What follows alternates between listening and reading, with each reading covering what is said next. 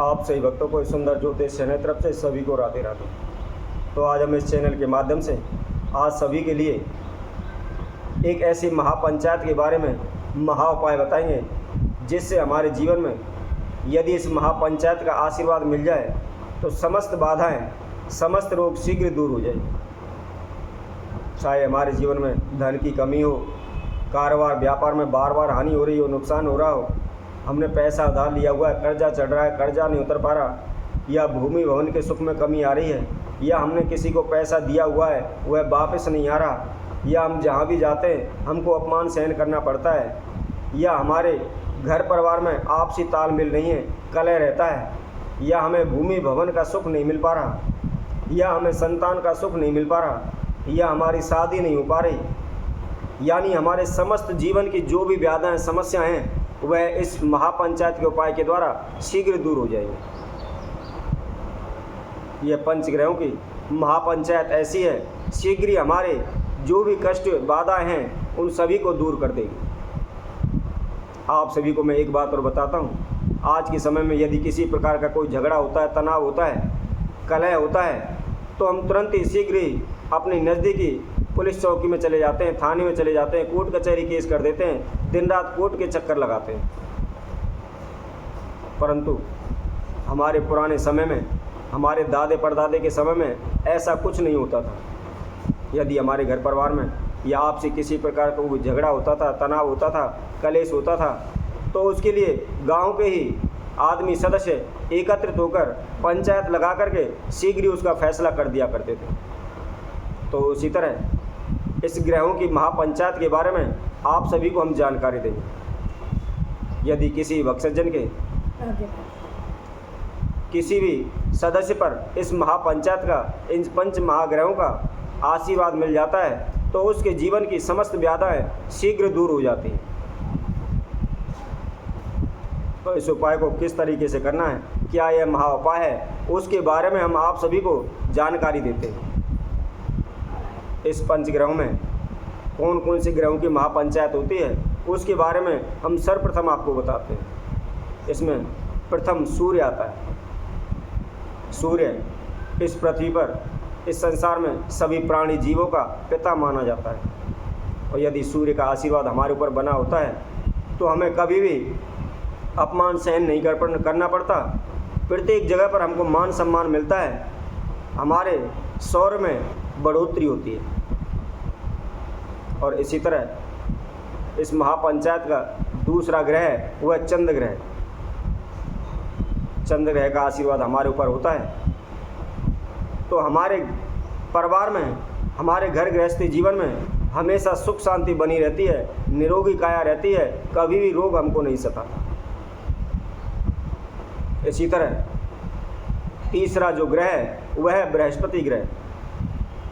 बृहस्पति ग्रह देवताओं के गुरु माने जाते हैं, देवताओं के गुरु हैं, और यदि उनका आशीर्वाद हमारे ऊपर बना हुआ है तो हमारे निश्चित ही धन धान में बरकत होती है, लाभ होता है। हमारा चाहे कारोबार हो, व्यापार हो या नौकरी हो, किसी प्रकार की कोई समस्या हो वह शीघ्र ही उसका समाधान हो जाता है। इसी तरह इस महापंचायत के अंदर जो अगला ग्रह है, चौथे नंबर पर जो ग्रह आता है वह शुक्र ग्रह। यदि शुक्र ग्रह का आशीर्वाद हमारे ऊपर बना हुआ है, वह हमारी कुंडली में शुभ है, तो निश्चित ही हमारे पारिवारिक सुख में कभी कमी नहीं आती। पारिवारिक सुख हमेशा बढ़ता रहता है, धन धान में बरकत होती रहती है, परिवार हमेशा फलता फूलता है, हमारे वंश में वृद्धि होती है। और इसी तरह जो पांचवा ग्रह है वह है शनि ग्रह। शनि ग्रह के बारे में आप सभी भली भांति जानते होंगे। यह कर्म फलदाता माना जाता है, हमें कर्म के अनुसार फल देता है। और जब शनिदेव देने पर आते हैं तो रंग को भी राजा बना देते हैं, रातों रात उसको करोड़पति बना देते हैं। और यदि जब शनि ग्रह की बुरी दृष्टि हमारे ऊपर पड़ती है तो हम राजा होते हुए भी भिखारी बन जाते हैं, दर दर की ठोकरें खाने पर मजबूर हो जाते हैं। तो इस पंचग्रह की महापंचायत का क्या उपाय करें जिससे इन सभी ग्रहों का आशीर्वाद सीधा हमारे ऊपर बना रहे। तो इसके लिए हम महाउपाय बताते हैं। जो भी भक्तजन हमारी वीडियो को देख रहे हैं, यह शुरू से एंड तक इस वीडियो को देखते रहें, संपूर्ण वीडियो को देखें। और जो कोई भक्तजन पहली बार इस वीडियो के माध्यम से हमसे जुड़े हैं, वह इस चैनल को सब्सक्राइब करें, लाइक करें तथा कमेंट बॉक्स में जाकर के राधे राधे अवश्य लिखें। तो इसके लिए आपको क्या महाउपाय करना है, उसकी जानकारी हम आप सभी को देते हैं। आपने करना क्या है, गुड़ और आटे का हलवा बनाना है। हलवा बना करके आप किसी भी मंदिर में जाकर के, जहाँ भी विष्णु भगवान की प्राण प्रतिष्ठा मूर्ति हो, मैं आप सभी को एक जानकारी देता हूँ। आप हमेशा ये ध्यान रखें, यदि कहीं भी जितनी पुरानी मूर्ति है या पुराना मंदिर हो, उसमें अवश्य जाएं, क्योंकि जितना पुराना मंदिर होता है, जितनी पुरानी मूर्ति होती है, उसके अंदर उतनी ही शक्ति प्रबल होती है। इसलिए जितना पुराना मंदिर हो और उसमें श्री हरि विष्णु की मूर्ति हो, तो उस मंदिर में जाकर के जो आप गुड़ का हलवा बनाकर लेके गए हैं, उसको श्री हरि विष्णु के चरणों में चढ़ाएं तथा अपने मस्तक एवं नाक को जमीन पर रखते हुए श्री हरि विष्णु की प्रार्थना करें। इसके साथ साथ